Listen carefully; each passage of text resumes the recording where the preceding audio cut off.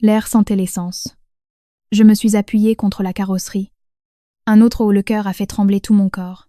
Dépêche-toi. Chloé, a lancé Antoine. Mon mari. Sans même un regard pour moi. On va être en retard. Je n'en peux plus.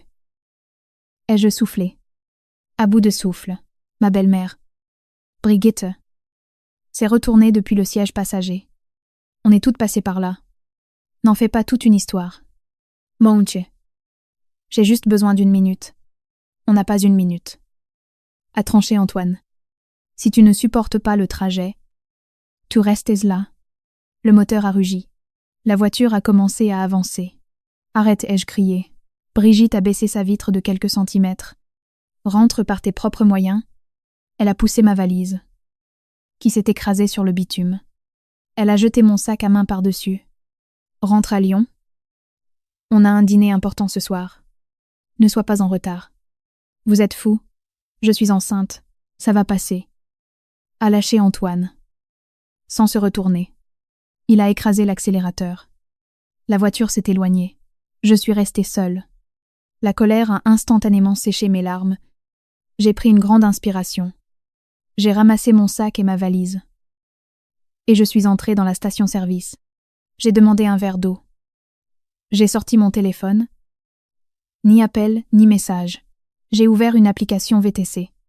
Destination Lyon. Quartier de la Croix-Rousse. J'ai tapé notre adresse. Le trajet s'est fait dans un silence de plomb. Le chauffeur n'a posé aucune question. Je regardais par la fenêtre. Je pensais à notre duplex. À notre nid douillet. Celui d'où je venais d'être chassée. La voiture s'est arrêtée. J'ai tapé le digicode à l'entrée. Rien. J'ai réessayé. Code invalide. Mon cœur s'est mis à battre à tout rompre. J'ai cherché mes clés. La clé n'a pas tourné dans la serrure. Le cylindre était neuf. Il avait été changé. Je me suis adossée à la porte. J'ai cherché mon souffle. J'ai levé les yeux vers la fenêtre de notre salon. Les volets étaient clos. Le paillasson bienvenu avait disparu. Chloé. C'est toi, c'était Thomas. Mon voisin du 2e étage. Qui regardait par la fenêtre. Thomas. Bonjour. J'ai un souci. Je descends. 1 minute plus tard. Thomas était dehors. Il m'a regardé, puis il a regardé ma valise, puis la serrure. Ils ont changé le barillet. Je t'aide, a-t-il demandé. J'ai hoché la tête. Sans un mot, tu ne peux pas rester dans la rue. Viens. On va boire un truc chaud. J'ai accepté. Je n'avais plus aucune force. Son appartement était chauffé. Je me suis assise. Il m'a apporté une tisane à la camomille. Tu veux que j'appelle quelqu'un, Antoine? C'est Antoine qui a fait changer la serrure. Thomas? Il a secoué la tête. Sidéré. Reste le temps qu'il te faudra. Mon téléphone a vibré. Antoine. J'ai décroché. Oui. Ai-je dit d'une voix glaciale. Chloé. Tu es où? Les cousins arrivent dans 1 heure. Elle est où la cocotte pour le bœuf bourguignon? Et n'oublie pas de passer prendre des Saint-Jacques. Un silence est tombé. J'ai pris une grande inspiration. J'ai regardé Thomas. Et j'ai articulé. Phrase par phrase. Fais-le cuire toi-même. Antoine. Prends la cocotte. Prends l'appartement. Et prends ta mère avec. J'ai raccroché. Thomas n'a rien dit. Il a juste levé un sourcil. J'ai compris à cet instant que plus rien ne serait comme avant. La porte était fermée. Et je n'allais plus jamais l'ouvrir. Le lendemain matin, je me suis réveillée dans la chambre d'amis de Thomas. Une lumière douce filtrait à travers les persiennes. Pendant 1 seconde, tout était calme. Puis le souvenir m'a frappé comme un coup de poing. L'air d'autoroute. La voiture qui s'éloigne. La nouvelle serrure. Son appel, je me suis assise sur le lit. La colère de la veille avait durci. Ce n'était plus du feu. C'était devenu froid. Dur et tranchant. On boat. Thomas était déjà dans la cuisine. L'odeur du café frais flottait dans l'air. « Bonjour », a-t-il dit, en me servant une tasse sans poser de questions. Je suis réveillée. Ai-je répondu? Et c'était vrai. C'était comme si j'avais dormi pendant des années. Thomas. J'ai besoin d'une faveur. Il me faut un téléphone. Un numéro qui ne puisse pas être relié à moi. Il a regardé son propre téléphone sur le comptoir. Puis m'a regardé. Il a hoché la tête. J'ai un vieux téléphone à carte prépayée. Il n'est pas à mon nom. Il a fouillé dans un tiroir et a sorti un appareil basique. Il y a du crédit dessus. Merci. De rien. Tu manges un bout. Tu dois manger pour deux. Chloé. Il avait raison. Ce n'était plus seulement pour moi. J'ai mangé une tartine. Et pendant que je mâchais, le plan prenait forme. J'allais appeler Julien. Julien était un camarade de promo à la fac. Aujourd'hui, il était détective privé, discrète et excellent dans son domaine. Je l'ai cherché sur les réseaux depuis le téléphone de Thomas. Trouvé. Julien Moreau. Investigation privée. J'ai appelé depuis la carte prépayée. Oui. Bonjour. A répondu sa voix professionnelle. Julien. C'est Chloé. Chloé Valette. Un court silence. Chloé, mon Dieu. Ça fait un bail. Comment tu vas? J'ai besoin de ton aide. Julien. J'en ai besoin tout de suite. Et ça doit rester d'une discrétion absolue. Sa voix a changé instantanément. Sérieuse. Concentrée. Dis-moi. Antoine. Mon mari. Je dois tout savoir. Où il va? Avec qui il est? Comment il dépense son argent? Tout. Un silence plus long. C'est pour ce que je crois. Oui, pour un divorce. Mais il me faut des munitions. De très bonnes munitions. Compris. A-t-il dit. Sur fond de cliquetis de clavier. Envoie-moi tout ce que tu as sur lui. Lieu de travail. Plaque d'immatriculation. Habitude. Met. Tes honoraires. T'inquiète pas. Tu me paieras. On se voit aujourd'hui. Dans un endroit discret. Je t'envoie l'adresse. J'ai raccroché. Le premier pas était fait. La première fissure dans le mur de sa vie parfaite venait d'apparaître. Thomas m'observait depuis l'encadrement de la porte. Ça va aller. Ça commence à prendre forme. La sonnette de Thomas a retenti. On a sursauté tous les deux. Il n'était même pas 10 heures du matin. Thomas a froncé les sourcils et regardé par le Judas. Son visage s'est fermé. Ta belle-mère. A-t-il chuchoté? Brigitte n'avait pas perdu de temps. En me levant, j'ai remarqué que le téléphone prépayé avait une fonction dictaphone. Je l'ai enclenché discrètement et je l'ai laissé bien en évidence sur la table. Thomas a ouvert. Brigitte est entrée comme une tempête. Impeccable. Comme toujours. Un tailleur-pantalon hors de prix. Brushing parfait. Mais ses yeux lançaient des éclairs. Où est cette ingrate? A-t-elle crié. Sans même dire bonjour. Bonjour. Brigitte. Ai-je dit en apparaissant dans l'encadrement. Les bras croisés. Je me sentais étrangement calme.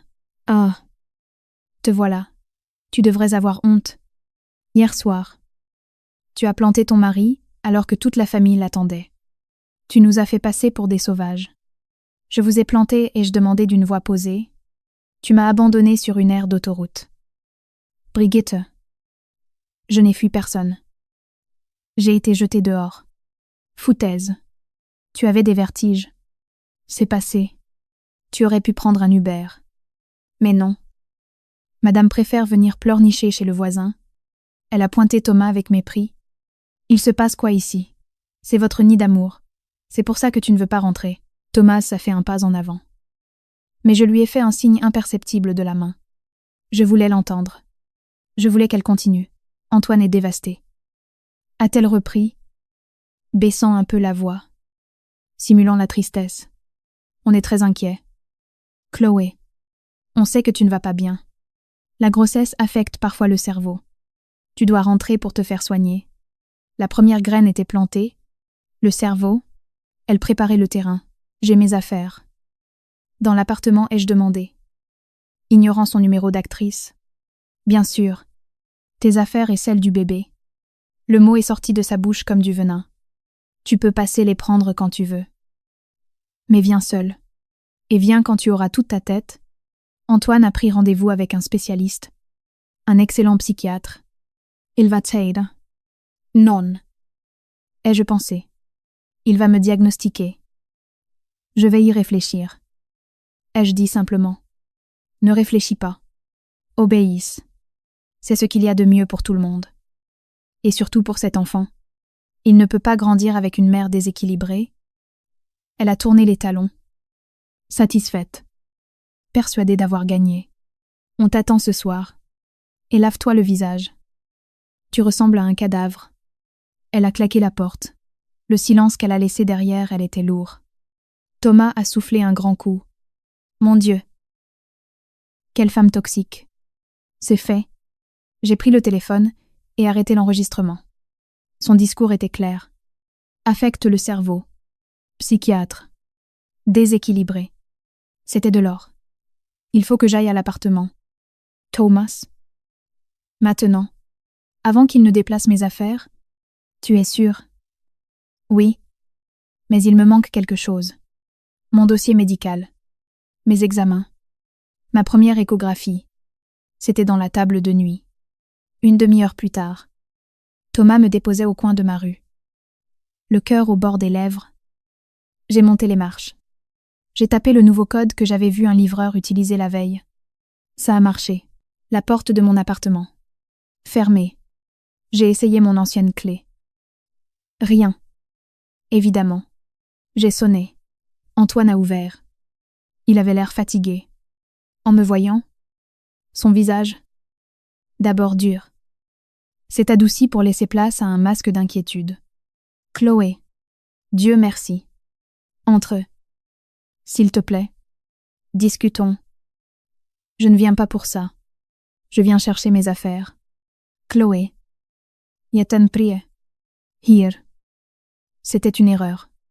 Un moment de tension. Ma mère et moi étions à cran avec le voyage. Et tu n'allais pas bien. Je suis enceinte de 7 mois. Antoine. C'est normal de ne pas être au top. Ce qui n'est pas normal, c'est d'abandonner sa femme enceinte sur une autoroute. Il a passé une main dans ses cheveux. Un geste que je trouvais charmant autrefois, mais qui me paraissait d'une fausseté absolue aujourd'hui. Ça suffit à crier la voix de Brigitte. Depuis le salon, laisse-la entrer. Qu'elle prenne ses affaires et qu'elle parte. On ne va pas faire un scandale sur le palier. Antoine s'est poussé. Je suis entrée. L'appartement sentait la javel. Trop propre. Comme s'ils avaient voulu effacer mes traces, mes affaires, mes vêtements. Quelques livres étaient entassés dans des cartons près de la porte. Même pas fermés. Brigitte attendait au milieu du salon. Les bras croisés. Tout est là. On n'a rien touché. Le mépris dans sa voix m'a brûlé. Je me suis baissée devant les cartons. Vêtements. Chaussures. Babioles. Mon dossier médical n'y était pas. Il manque quelque chose. Ai-je dit en me redressant. Une chemise bleue. Celle qui était dans ma table de nuit. Antoine et Brigitte ont échangé un regard. Trop rapide. Il n'y avait aucun dossier. A lâché Antoine. La voix soudain, très dure. Si. Il y en avait un. Avec tous mes examens et mes antécédents, tu la peux. Être jetée par erreur. Ma chérie. Est intervenue Brigitte. Avec une douceur qui m'a soulevé l'estomac. Tu es tellement étourdie ces derniers temps. Je me suis levée et j'ai marché droit vers notre chambre. Hé. Où tu vas à protester Antoine en me suivant. J'ai ouvert le tiroir de ma table de nuit. Vide. Propre. Comme si rien n'y avait jamais été rangé. Il était là. Ai-je dit en pointant le tiroir. Je te dis qu'il n'y avait rien à insister Antoine en m'attrapant le bras. Chloé. C'est exactement ce que je dis. Tout ne va pas bien. Tu es confuse. Tu oublies tout. Je me suis dégagée d'un coup sec. Son contact me dégoûtait. Qu'est-ce que vous avez fait de mes analyses? Rien, criait Brigitte depuis le couloir. Mais si tu tiens tant que ça à des papiers. Elle a ouvert son sac de créateur et en a sorti une chemise. Ce n'était pas la mienne. C'était une pochette cartonnée marron. Elle me l'a jetée à la figure. Le dossier est tombé à mes pieds, le sang glacé. Je me suis baissée. Je l'ai ouvert. Il y avait des comptes rendus à l'intérieur. Je les ai parcourus. Ce n'était ni des prises de sang ni des échographies, c'était un rapport psychiatrique à mon nom. daté d'il y a 2 semaines. Rédigé par une clinique privée, que je ne connaissais même pas.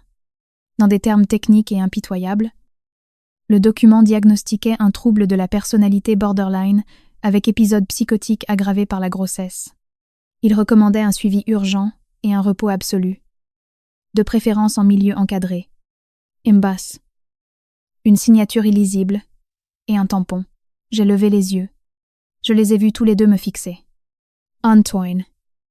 Simulant la tristesse. Brigitte. Triomphante. Cachant à peine un rictus. Tu vois, a murmuré Antoine d'une voix mielleuse et toxique.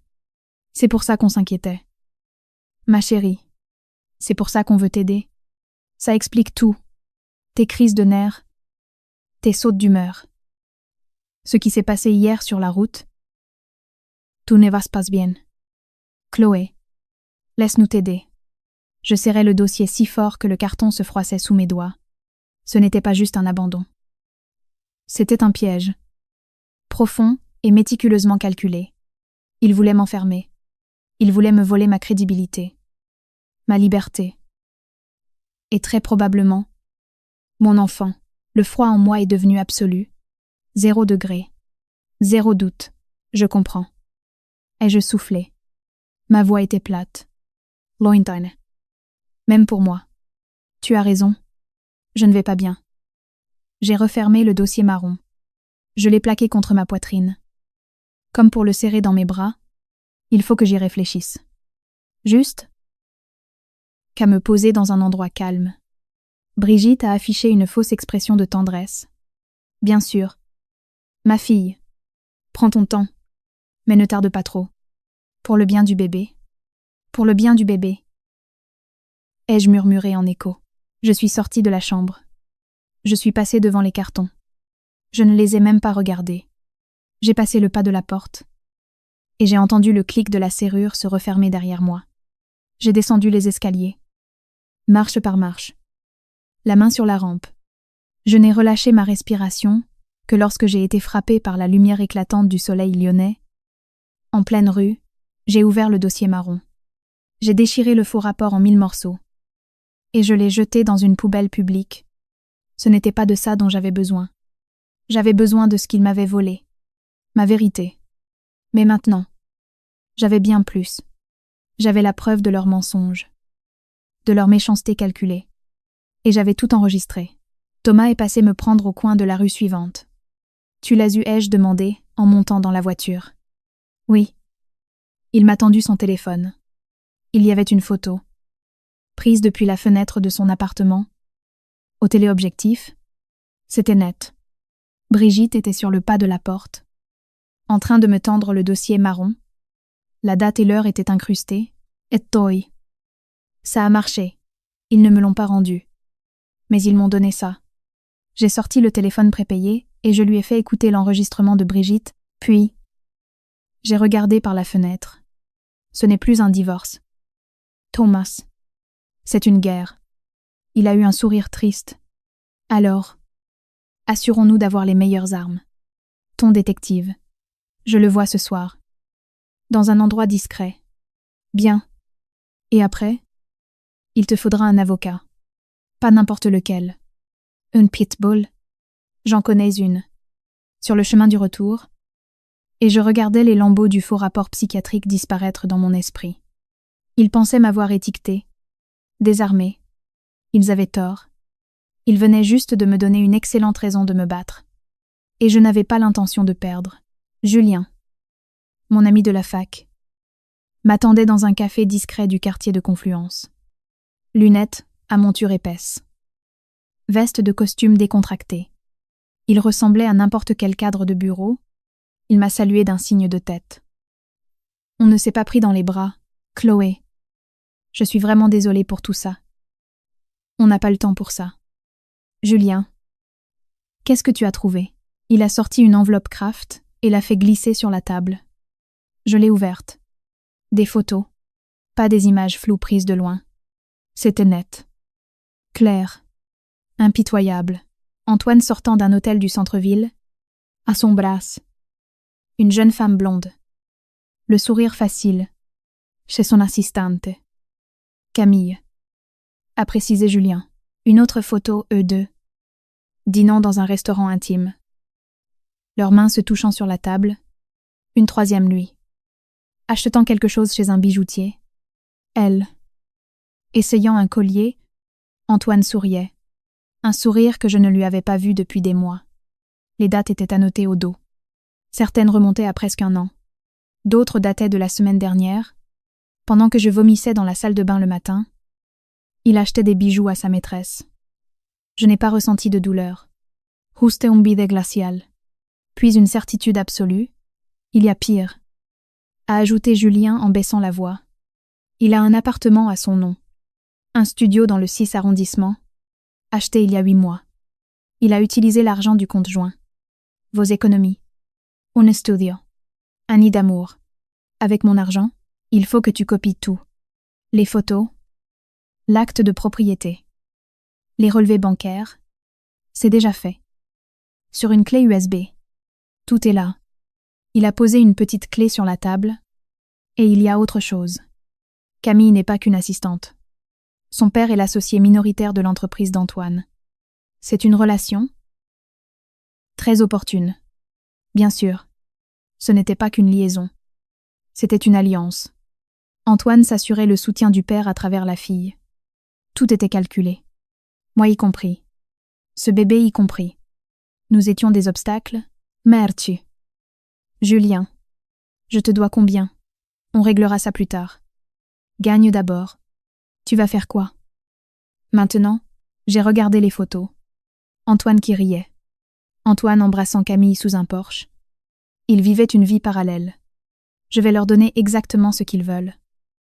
Et je dis en rangeant les photos dans mon sac, ils vont croire qu'ils ont gagné.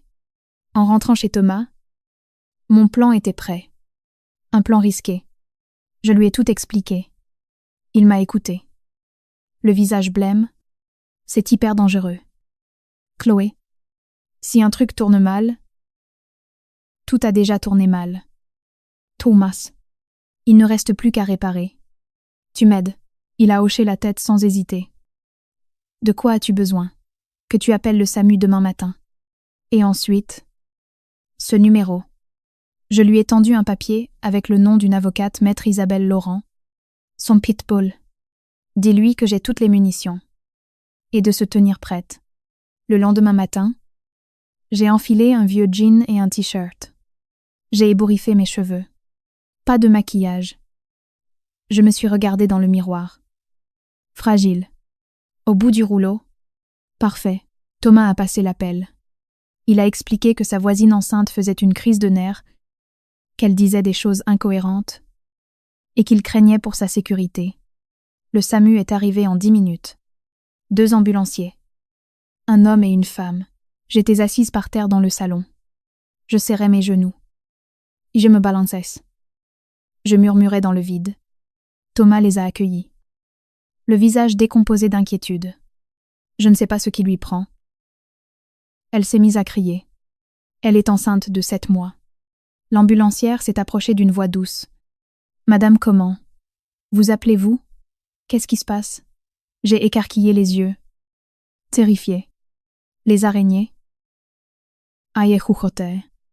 Elles sortent des murs. Elles veulent prendre le bébé. C'est lui qui les a envoyées. Lui et sa mère aux yeux de serpent. Les secouristes ont échangé un regard lourd de sens. Thomas a joué la panique. Elle est comme ça depuis hier soir. Elle ne reconnaît plus personne. On va vous emmener à l'hôpital. Madame, pour voir un psychiatre, pour votre bien et celui du bébé. Ils m'ont aidé à me lever. Je n'ai pas résisté. J'ai marché docilement entre eux. Marmonnant des histoires d'araignées, Thomas a attrapé un gilet et mon sac à main, dans lequel était cachée la clé USB. « Je vous suis en voiture », a-t-il dit, dans l'ambulance. J'ai fermé les yeux. Simuler l'épuisement n'était pas difficile. J'étais vraiment épuisée.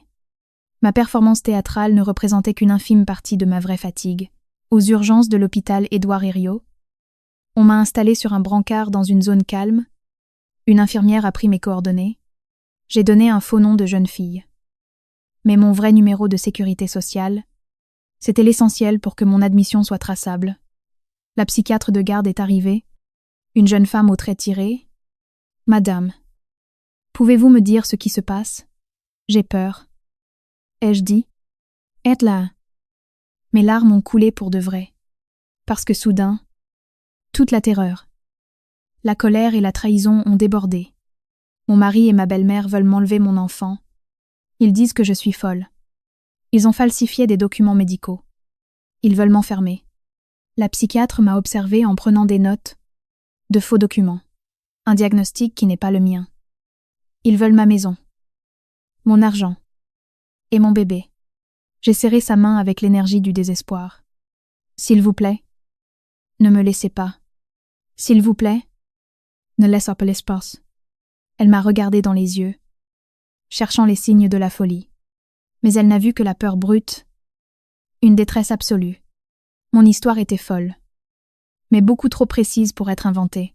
Madame, on va faire quelques examens et vous garder en observation. Je n'appellerai personne sans votre accord. Calmez-vous. Reposez-vous pour le bébé. On m'a installée dans une petite chambre individuelle. Les murs étaient blancs. Impersonnels. La porte ne fermait pas à clé. C'était une chambre d'observation. Une fois l'infirmière partie, j'ai vérifié mon sac. La clé USB était là. Le téléphone prépayé aussi. Le réseau était faible. Mais il y en avait. J'ai envoyé un message au numéro que Thomas m'avait donné. L'avocate. Isabelle Laurent. Je suis Chloé Valette, l'amie de Thomas. Je suis en observation psychiatrique à l'hôpital Édouard Thériault. C'est une stratégie. J'ai les preuves de la tromperie. Des faux médicaux et des détournements de fonds. Je dois vous voir. Urgent. And la réponse est tombée 5 minutes plus tard. Demain. Muy mot. Visite avocat. Soyez patiente. And être patiente, c'était la clé. Attendre. Et observer. Le soir, Thomas est passé me voir. Il m'avait apporté des vêtements propres et à manger. On a parlé à voix basse. Isabelle viendra demain. A-t-il dit. C'est la meilleure. Elle n'a peur de rien. Il a fait une pause. Il s'est passé un truc. Chloé. Quoi, après ton départ en ambulance? Je suis retournée dans ta rue. Il y avait un camion de déménagement devant l'immeuble. Sa voix s'est assombrie. Ta belle-mère. Brigitte. Elle dirigeait les opérations. Il chargeait les meubles. Tes meubles. Le canapé. La table de la salle à manger. Les lampes. Tout. Le vide glacial en moi s'est élargi. Me virer ne leur suffisait pas. Ils voulaient m'effacer. Nettoyer le nid pour le nouvel oiseau. Pour Camille, ils ont tout pris. Pas tout. Mais tout ce qui avait de la valeur, ou ce qui était clairement à toi, les tableaux. Même ton piano. Mon piano. Le petit piano droit que je m'étais offert avec mon premier salaire, le seul héritage de ma grand-mère prof de musique. Où l'emmenait-il? Je n'ai pas pu les suivre. A murmuré Thomas. Mais j'ai pris des photos. En zoomant. On voit très bien Brigitte donner des ordres. Et la plaque d'immatriculation du camion, allongée dans ses draps d'hôpital. Le sourire qui s'est dessiné sur mes lèvres a dû être la chose la plus amère de toute ma vie. Parfait. Ai-je murmuré. Vol et détournement de biens communs. Ajoute ça au dossier. Thomas. Prépare les photos. Isabelle voudra les voir. Il a hoché la tête. Mais son regard était plein d'angoisse. Ça devient très sale. Chloé, tu es à l'hôpital. Et eux, ils te volent ta vie. Pas ma vie. L'ai-je corrigé en regardant le ciel gris de Lyon par la fenêtre? Juste mon ancienne vie. Qu'ils l'apprennent. Moi, je pars pour une nouvelle vie. Et je vais leur faire payer chaque meuble, chaque assiette, chaque lustre qu'ils m'ont volé. La nuit a été longue à l'hôpital. Des bruits de couloir, des murmures, des pleurs d'un autre patient. Je n'ai pas pu fermer l'œil. J'ai repassé le plan en boucle dans ma tête. Les photos du détective, le faux rapport psychiatrique, l'enregistrement de Brigitte, les photos du déménagement. C'était un puzzle diabolique. Mais toutes les pièces s'emboîtaient. Elles montraient un schéma harcèlement, manipulation, Vol. Il me croyait exactement là où il voulait que je sois. Enfermée. Discréditée. Dépossédée. La femme folle. Instable. Qui a déserté le domicile conjugal. Mais la femme folle allait demander le divorce avec une avalanche de preuves. La femme instable allait réclamer chaque centime des biens du couple. Et la femme qui avait déserté allait s'assurer qu'il n'ait plus une brique pour se cacher. Le lendemain, à 11 heures précises, une femme est entrée dans ma chambre. Grande. La quarantaine. Vêtue d'un tailleur crème impeccable. Ses cheveux blonds très courts étaient tirés en arrière. Elle portait un porte-document en cuir. Ses yeux bleus, froids comme la glace. Tu m'ont scanné en une fraction de seconde. Chloé Valette. Je suis maître Isabelle Laurent. Thomas m'a briefé. Tenez. Elle m'a tendu une carte de visite, puis a fermé la porte. Vous dites que c'est une stratégie. J'espère que c'est une très bonne stratégie. Parce qu'un internement psychiatrique, même simulé, c'est un risque énorme. C'était le seul moyen qu'ils me laissent tranquille. Et pour qu'ils voient leur plan machiavélique se retourner contre eux, je me suis redressée sur le lit. Je lui ai parlé clairement. Sans hésitation. J'ai des preuves. Mon mari, Antoine, m'a abandonnée sur une autoroute alors que je suis enceinte. Il a changé les serrures de notre appartement. Il a fait faire un faux diagnostic psychiatrique pour me discréditer. Il a une maîtresse. Camille. La fille de son associé. Il lui a acheté un appartement avec l'argent de notre conjoint. Et hier, pendant que j'étais ici, ma belle-mère a vidé les biens de notre domicile. J'ai les photos du déménagement. Isabelle n'a pas scié. Elle a ouvert sa sacoche. Elle a sorti un bloc-notes et un stylo luxueux. Montrez-moi. J'ai sorti la clé USB. Elle avait un ordinateur portable fin. Elle l'a allumé, a branché la clé et a commencé à faire défiler les photos d'Antoine et Camille, les relevés de compte, les photos du déménagement envoyées par Thomas. Elle a écouté l'enregistrement vocal de Brigitte. Quand elle a terminé, elle a refermé l'ordinateur. Un demi-sourire est apparu sur ses lèvres fines. Ceci n'est pas une procédure de divorce. Madame Valette, c'est une affaire pénale. Harcèlement psychologique. Affaux en écriture. Détournement de biens. Et fraude éventuelle. Et ce déménagement est un délit flagrant. Elle a planté ses yeux bleus dans les miens. Que voulez-vous l'argent? La maison. La garde. Je veux tout. Ai-je répondu. La voix ferme. Je veux l'appartement. Je veux la moitié de tout ce qu'on a. Plus des dommages et intérêts. Je veux la garde exclusive de mon enfant. Et je veux que lui et sa mère soient traduits en justice. Je veux que le monde entier sache qui ils sont. Isabelle a hoché lentement la tête. C'était l'approbation d'un professionnel qui venait de renifler une affaire en or. Très bien. Voilà comment on procède. Vous restez ici encore quelques jours. Vous coopérez. Vous avez l'air lucide. Mais affecté. Laissez-les croire que leur plan a fonctionné. Pendant ce temps, je dépose une requête en divorce avec demande de mesures provisoires urgentes. On va inclure une demande d'éloignement pour Antoine et sa mère et une saisie conservatoire sur leurs comptes bancaires et leurs biens pour risque de dissimulation avec les photos du camion. Le juge aux affaires familiales ne va pas hésiter une seconde. Une demande d'éloignement ai-je demandé. Surprise. Une ordonnance de protection. Contre eux. Pour vous. Et surtout concernant le domicile conjugal. Dès que ce sera notifié, ils ne pourront plus s'approcher, ni de vous, ni de l'appartement. Et s'ils ont sorti des affaires, ils devront tout restituer sous astreinte. Elle a fait une pause. Et il y a autre chose. Avec ce faux diagnostic, on peut déposer une plainte au pénal. C'est extrêmement grave. Faites-le. Ai-je dit sans trembler. Ce sera difficile. Ce sera sale. Ils vont déballer tout le linge sale. Ils diront que vous êtes une mère instable.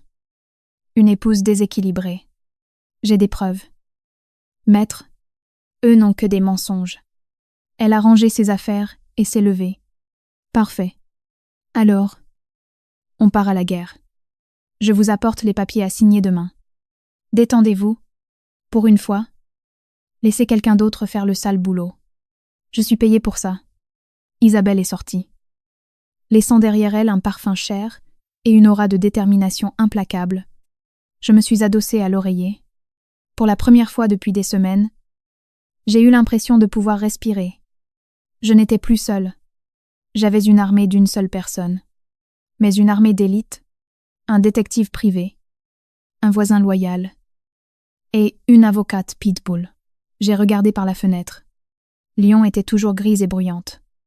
Ma ville, mon chez-moi, d'où ils avaient essayé de me jeter. Mais je n'allais pas partir. J'allais rester. Les exilés. Ce seraient eux. Le jeu venait à peine de commencer. Et j'avais les meilleures cartes en main. Eux n'avaient qu'un as. Truqué. Et ils s'apprêtaient à le jouer. J'étais prête. Les jours à l'hôpital m'ont paru interminables. J'étais une actrice sur une scène stérile et blanche. Je montrais des signes de rétablissement calculés. Plus calme. Plus rationnel. Mais avec une profonde tristesse qui a convaincu les psychiatres. Ils ont noté « état dépressif réactif post-traumatique ». Mon état n'était pas faux. Je m'étais simplement de préciser que le traumatisme s'appelait Antoine et Brigitte. Isabelle venait tous les jours. Toujours expéditive. Toujours efficace. Elle a apporté les documents. J'ai signé la requête en divorce pour faute abandon du domicile. Infidélité et dissimulation de patrimoine. J'ai signé les demandes de mesures provisoires. Le lendemain, un huissier de justice allait notifier Antoine. J'aurais payé cher pour voir sa tête. Je passais 1 heure par jour à la cafétéria de l'hôpital. J'étais assise seule, devant un thé fade, quand une jeune femme s'est approchée, une vingtaine d'années, des cheveux noirs en bataille, une veste en cuir, et une énergie nerveuse palpable. Ses grands yeux sombres m'ont scruté. « Vous êtes... » « Chloé. » C'est ça. Sa voix était éraillée. Comme si elle avait beaucoup pleuré ou crié. Je l'ai regardée sans la reconnaître. « Je suis Sophie. » Le nom m'a frappée comme un marteau. Sophie, la sœur de sa maîtresse. Instinctivement, je me suis mise sur la défensive. Que voulait-elle me menacer m'enregistrer? Je ne veux pas d'ennui. Ai-je dit en me levant. La voix vacillante. Moi non plus. A-t-elle lâché en levant les mains? S'il vous plaît, asseyez-vous. J'ai juste besoin de parler à quelqu'un qui peut comprendre. Comprendre quoi? Elle a regardé autour d'elle. Paranoïaque. Puis a baissé la voix. À propos d'Antoine, de qui il est vraiment? Je me suis rassise lentement. Elle s'est assise en face de moi, triturant un paquet de cigarettes non ouverts. Qu'est-ce que tu sais sur Antoine? Ai-je demandé froidement. C'est une pourriture. Une vraie ordure. Le mot a jailli avec une telle haine que j'en ai été surprise. Et ma sœur est stupide. Ou ambitieuse. Ou les deux. Je n'ai rien dit. Je l'ai observé. Sa colère semblait authentique. Camille croit qu'il est l'amour de sa vie. A-t-elle continué? Amère. Qu'il va quitter sa femme folle et déséquilibrée pour l'épouser. Mon père est ravi. Il pense à la fusion de leurs entreprises. Tout le monde est content. Et pourquoi tu viens me raconter ça? Elle a plongé ses yeux dans les miens. Être là. J'ai reconnu ce que je voyais. La peur et le désespoir. Parce que je suis enceinte de 3 mois. L'air a quitté mes poumons. Le brouhaha de la cafétéria s'est estompé. Il ne restait plus que le visage pâle de cette fille. D'Antoine ai-je réussi à articuler. Elle a hoché la tête. Les yeux pleins de larmes de rage. Une erreur monumentale.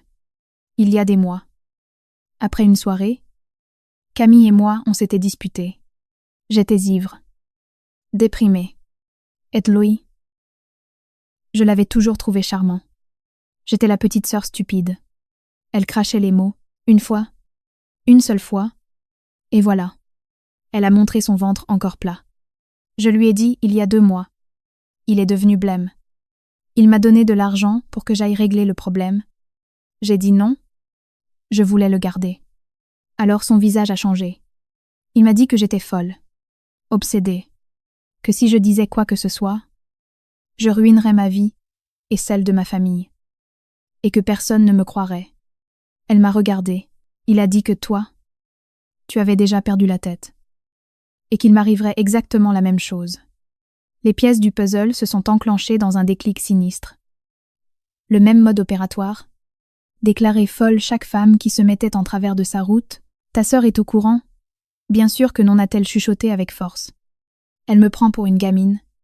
Si elle l'apprend, elle me tue. Et mon père? Mon père l'adore. C'est le gendre idéal. Elle s'est frotté le visage. Je venais faire une écho de contrôle. Et je vous ai vu dans le couloir. J'ai lu votre nom sur le bracelet. J'ai compris. La femme. La folle. Je ne suis pas folle. Ai-je dit calmement. Je sais. A-t-elle soufflé. Maintenant. Je sais.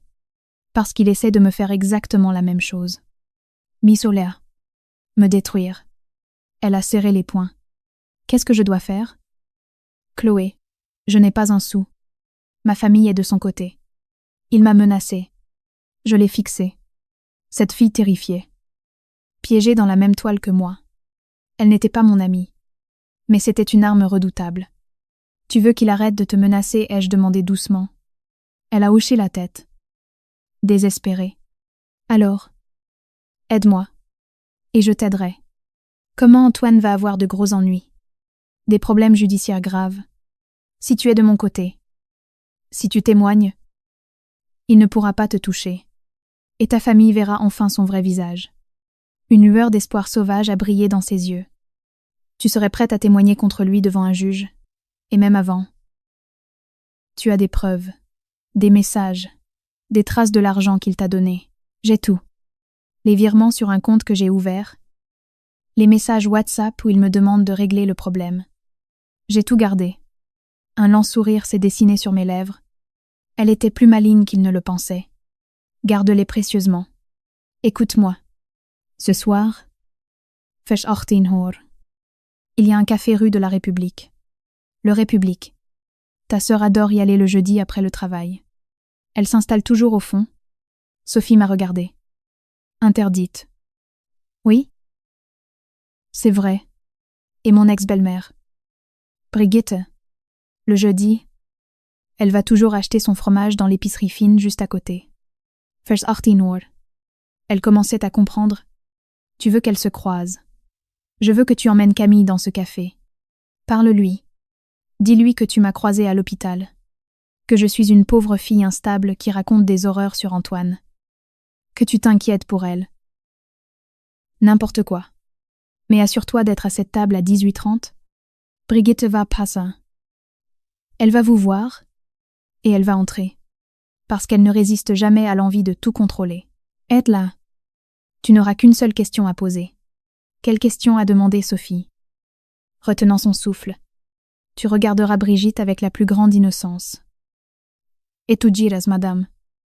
C'est vrai qu'Antoine a acheté un appartement à ma sœur. J'ai vu les papiers. Et je trouve bizarre qu'il utilise l'argent de son mariage pour ça. Sophie a blâmé. Mon Dieu. Elle va péter une plombe. Totalement. Camille se mettra sur la défensive. Et toi? Tu te mettras en retrait. Laisse les fauves s'entretuer. Et filme tout avec ton téléphone. Mais fais-le discrètement. C'est hyper risqué.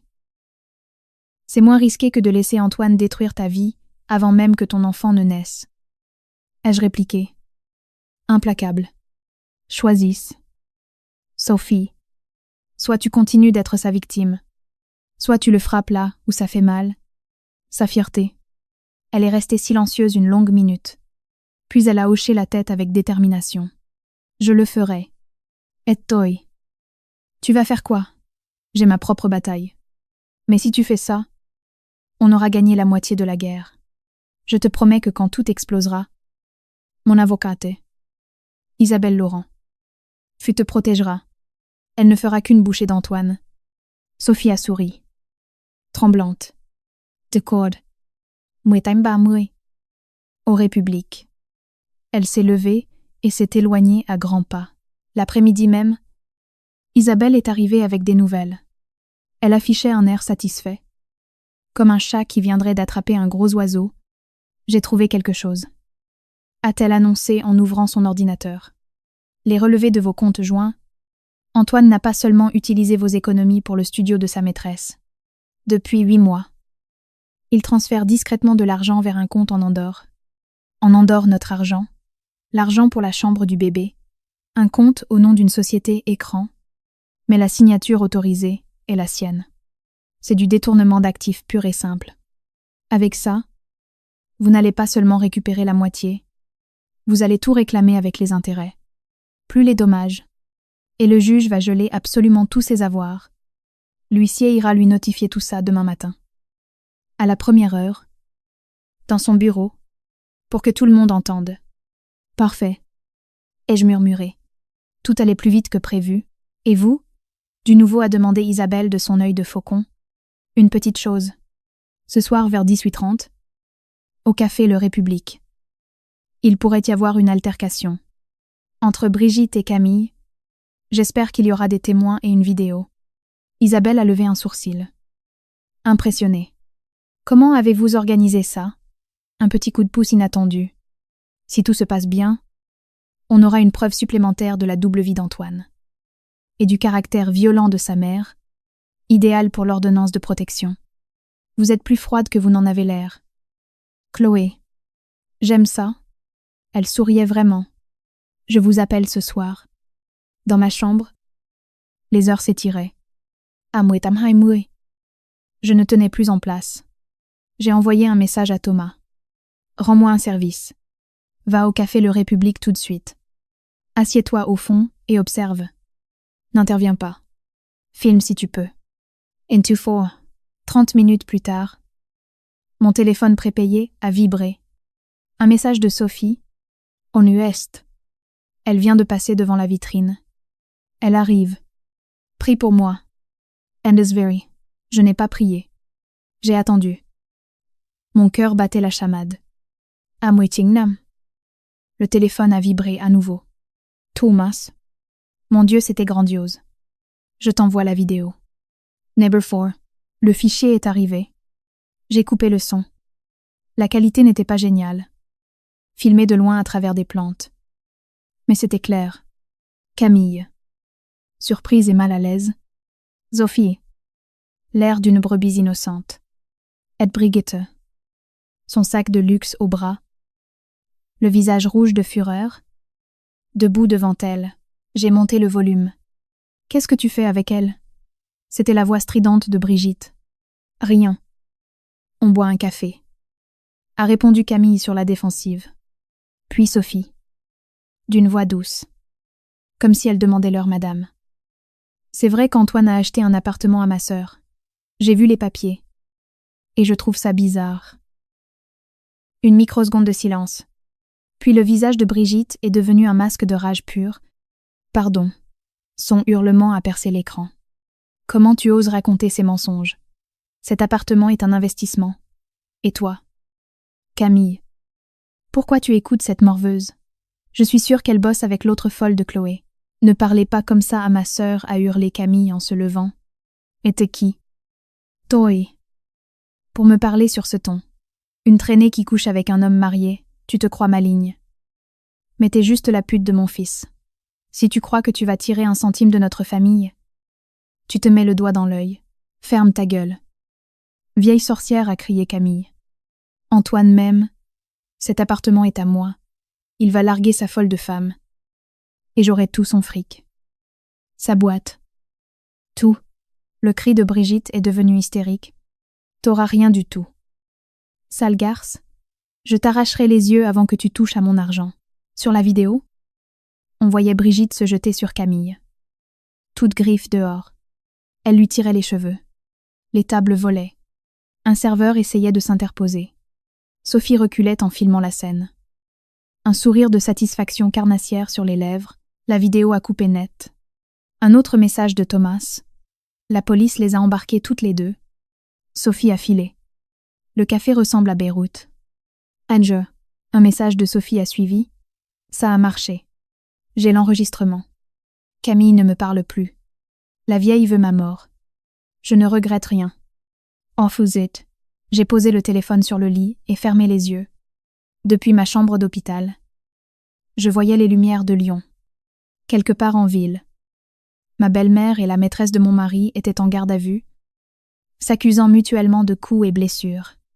Quelque part, mon mari allait recevoir l'appel qui allait détruire sa façade parfaite. J'ai souri dans le noir. Le premier acte de ma vengeance était terminé. Demain matin, quand l'huissier débarquerait dans son bureau avec les papiers du divorce, Antoine trouverait son monde déjà en cendres. Et c'était moi, depuis ma cellule blanche, qui avait allumé la mèche. 2 jours plus tard, Isabelle est passée me chercher à la sortie de l'hôpital. Elle m'a tendu une enveloppe. L'ordonnance de protection est validée. Interdiction d'approcher à moins de 500 mètres. Restitution immédiate de tous les biens retirés du domicile. Et gel des comptes personnels et de l'entreprise. En attendant l'audit, son sourire était tranchant. La notification à son bureau a été spectaculaire. Il a balancé un téléphone contre le mur et hurlé sur l'huissier. Tout l'étage l'a entendu. Installé dans sa berline. Je ressentais une satisfaction froide. Et pour la bagarre au café, elles ont été relâchées avec un rappel à la loi pour trouble à l'ordre public. Mais la vidéo de votre amie Sophie vaut de l'or. Elle prouve l'infidélité. L'achat de l'appartement. Et l'agression physique de Brigitte. Le scandale a déjà fait le tour de Lyon. La famille de Camille est folle de rage. L'entreprise du père veut rompre son partenariat avec Antoine. Il est au bord de la faillite. Parfait, ai-je murmuré, regardant les rues de Lyon défiler. Et l'appartement, il est sous scellé. Par ordre du juge. Personne ne peut y entrer. Un serrurier judiciaire va changer les verrous demain et me remettre les clés. Les meubles qu'ils ont volés sont dans un garde-meuble. Ils doivent les ramener. Mais vous ne pouvez pas y retourner pour l'instant. Je ne veux pas y retourner. Cet endroit est maudit. Vous avez un point de chute, a-t-elle demandé en me lançant un regard en coin. Chess Thomas. Un ami. Rien de plus. Pour le moment, rien de plus. Restez sur vos gardes. Chloé. Un homme acculé. Qui perd son argent et sa réputation. C'est dangereux. Je sais. Elle m'a déposé devant chez Thomas. Il m'attendait. Un sac de course à la main. En me voyant. Son sourire joyeux s'est effacé. Chloé. Tu es toute pâle. Je suis épuisée. Ai-je soufflé? Mais en me levant du siège passager, une douleur fulgurante dans le bas du ventre m'a coupé le souffle. Une crampe. Violente. J'ai fait semblant que ce n'était rien. Ce sont les nerfs. Mais la nuit a été terrible. Des douleurs irrégulières. Et au petit matin, une contraction m'a pliée en 2 dans le lit. J'ai touché mon ventre. Dur comme de la pierre.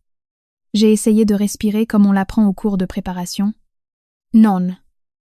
Ai-je pensé? Paniqué. Il reste 2 mois. C'est trop tôt, mais mon corps ne m'a pas écouté.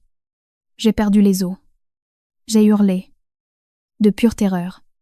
Thomas a surgi dans la chambre en 3 secondes. Il a vu les draps. Il a blêmi. Appelle le SAMU. Il avait déjà son téléphone en main. Sa voix était calme en donnant l'adresse, mais ses mains tremblaient. En attendant, il m'a aidé à m'habiller. Ses gestes étaient doux. Tchava Allah, répétait-il comme un mantra. Tchava Allah. L'arrivée aux urgences de la maternité a été un tourbillon. Lumière. Question. Douleur atroce. Accouchement prématuré. 32 semaines d'aménorrhée. Une sage-femme au visage angélique m'a examinée. Le col est trop ouvert. On ne peut pas arrêter le travail. C'est pour maintenant? Elle a regardé Thomas. Vous êtes le papa, non? Un ami. Peu importe. Restez. Elle a besoin de vous. Dans la salle d'accouchement. La douleur était une bête sauvage. Je broyais la main de Thomas. J'ai hurlé. J'ai supplié. Il n'a pas lâché ma main. Il me disait que j'étais forte. Il ne peut pas naître maintenant. C'est trop tôt, je pleurais. L'équipe de néonatologie est là. Chloé, m'a dit la sage-femme. Ils vont prendre soin de lui. Poussé. Je ne me souviens pas de tout. L'effort titanesque. La sensation de me déchirer. Et puis, un cri. Aigu. Minuscule. Comme le miaulement d'un chaton. C'est un garçon. Je l'ai vu une fraction de seconde. Minuscule. Le pédiatre l'a immédiatement emmené vers la couveuse. Il va bien, ai-je bégayé. C'est un battant. A été la seule réponse. Thomas était toujours là. Pâle. Mais solide. Il s'appellera Léo. Ai-je dit soudain. Sans savoir pourquoi. Thomas a hoché la tête. Les yeux brillants. Le calme relatif après l'accouchement n'a pas duré. Un médecin s'est approché. Le visage grave. Madame Valette. Votre fils est stable. Mais grand prématuré. Il a besoin d'une petite intervention pour l'aider à respirer. J'ai besoin de votre consentement. Oui. Bien sûr. Faites ce qu'il faut. C'est une procédure à risque. L'éthique hospitalière exige aussi la signature du père. Si vous êtes mariés, Thomas et moi avons échangé un regard horrifié. C'est indispensable. Le médecin a hoché la tête. J'ai donné le numéro d'Antoine. Le médecin est revenu 10 minutes plus tard. Son visage disait tout. J'ai parlé à votre mari. Et à sa mère? Ils refusent l'autorisation. Ils disent que vu vos antécédents, ils doutent de la paternité et exigent un test ADN avant de signer quoi que ce soit. Le froid qui m'a envahi n'avait rien à voir avec la salle de réveil. C'était le froid de la cruauté pure. Mon fils se battait pour sa vie, et il s'en servait comme d'une arme. Comme ultime vengeance, Thomas s'est levé. Les poings serrés, c'est de la non-assistance à personne en danger. Appelez la police. Ce n'est pas si simple, a dit le médecin. Désolé. Sauf si on contourne le père par une urgence vitale absolue validée par un juge. Je signe. Ai-je coupé? Je suis sa mère. Si quelqu'un veut s'y opposer, qu'il parle à mon avocate. La colère effaçait l'épuisement. J'ai signé le formulaire d'une main tremblante. Pour Léo. Faites-le. Sauvez mon fils. Les heures suivantes ont été les plus longues de ma vie. Thomas faisait des allers-retours vers la réanimation néonatale pour me donner des nouvelles. Il est petit. Mais stout. Il est intubé. Mais les médecins sont très optimistes. Ils s'ébattent. Chloé. Le lendemain matin, Isabelle a fait irruption dans la chambre. Un bouquet de fleurs dans une main. Un dossier dans l'autre. L'hôpital m'a prévenu de son refus. J'ai réveillé un juge aux affaires familiales en pleine nuit.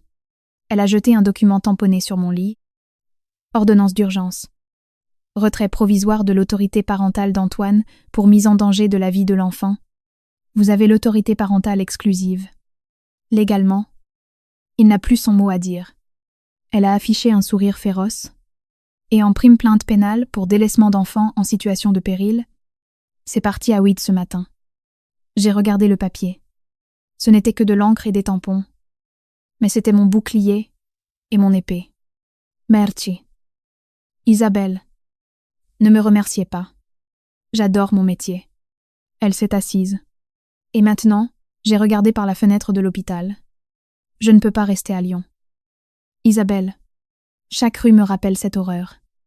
S'il tente un truc... Elle a hoché la tête. C'est compréhensible. Vous iriez où, à Bordeaux? Peut être. Recommencer à zéro. La décision s'est imposée. Claire et froide. Dès que Léo serait en état de voyager, on partirait, dans un coin de la pièce. Thomas s'est raclé la gorge. Je peux aider. J'ai des contacts à Bordeaux. Je peux te trouver un appartement discret. Sécurisé. Je l'ai regardé. Cet homme, presque un inconnu quelques semaines plus tôt, était devenu mon roc. Tu ne peux pas tout quitter ici. Thomas.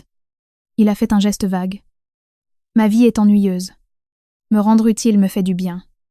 Laisse-moi t'aider à t'installer. Isabelle nous observait. L'air calculateur. Très bonne idée. Le changement d'air. Avec l'ordonnance. Vous partez où vous voulez. Je gère la procédure d'ici. Et je vous jure que je les plumerai jusqu'au dernier centime pour l'avenir de Léo. Une semaine plus tard, j'ai enfin pu entrer en réanimation néonatale. Léo était dans sa couveuse. Plein de fils et de tubes. Mais il respirait seul. J'ai pu passer ma main à travers le hublot et caresser son minuscule dos. Bonjour. Léo.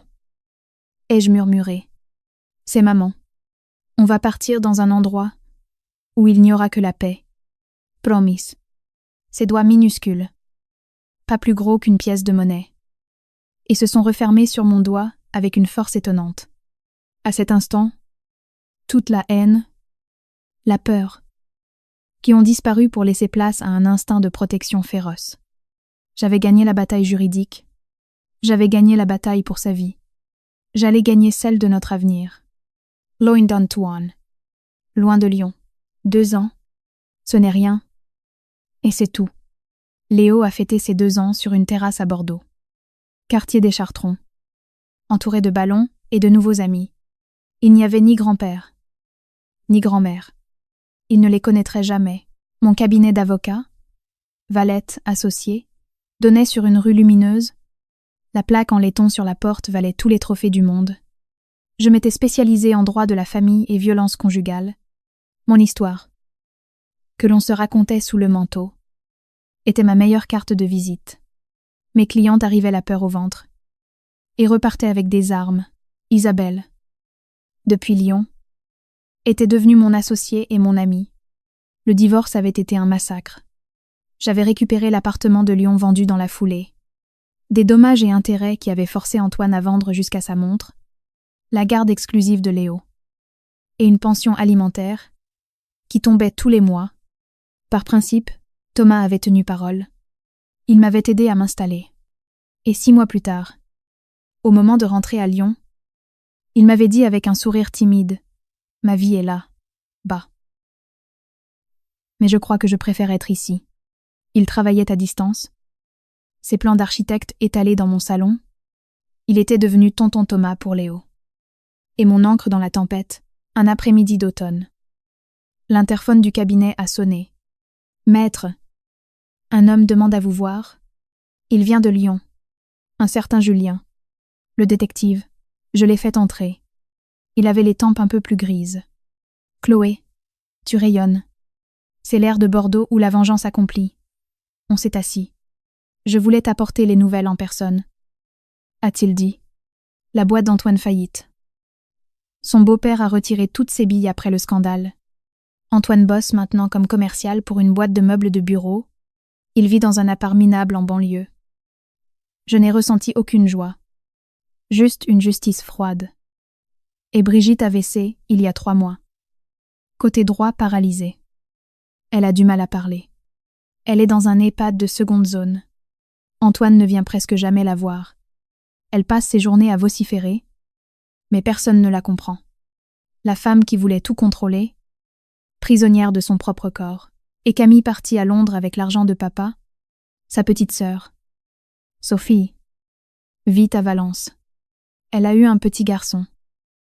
Elle est graphiste. Elle s'en sort bien. Elle m'a dit de te passer le bonjour. J'ai souri. Mon allié inattendu s'en était sorti. Merci pour tout. Julien. Le soir, quand Léo s'est endormi, j'ai tout raconté à Thomas. On était sur le canapé. Un verre de vin à la main. Tu te sens en paix, m'a-t-il demandé. J'ai regardé autour de moi. Les livres de droit. Les jouets de Léo. Cet homme solide à mes côtés. Oui. Il ne restait que moi. Chloé. Maman de Léo. Avocate. Thomas a posé son verre. Comme s'il s'apprêtait à sauter dans le vide. Chloé. Ça fait 2 ans qu'on vit ce truc sans nom. Je ne suis pas le père de Léo. Mais je suis là. Tu ne m'as pas viré. Je ne veux plus être tonton Thomas. Ou le colocataire. Ole gentil voisin. Mon cœur s'est mis à battre plus fort. Tu veux être quoi, ai-je murmuré. Il m'a pris la main. Je veux être celui qui boit le café avec toi le matin. Celui qui t'aide avec les devoirs du petit. Je veux être ton homme. Pas de grande déclaration théâtrale. Juste une proposition solide. Honnête. Comme lui. Je l'ai regardé. Et j'y ai vu un foyer. Le port après la tempête. Je le veux aussi. Thomas. On s'est embrassés. Un baiser doux. Lent. Un commencement, 6 mois plus tard. Sa signature rejoignait la mienne sur les papiers de la maison. Léo l'appelait papa avec naturel. Un matin de printemps. J'ai reçu un email d'une adresse inconnue.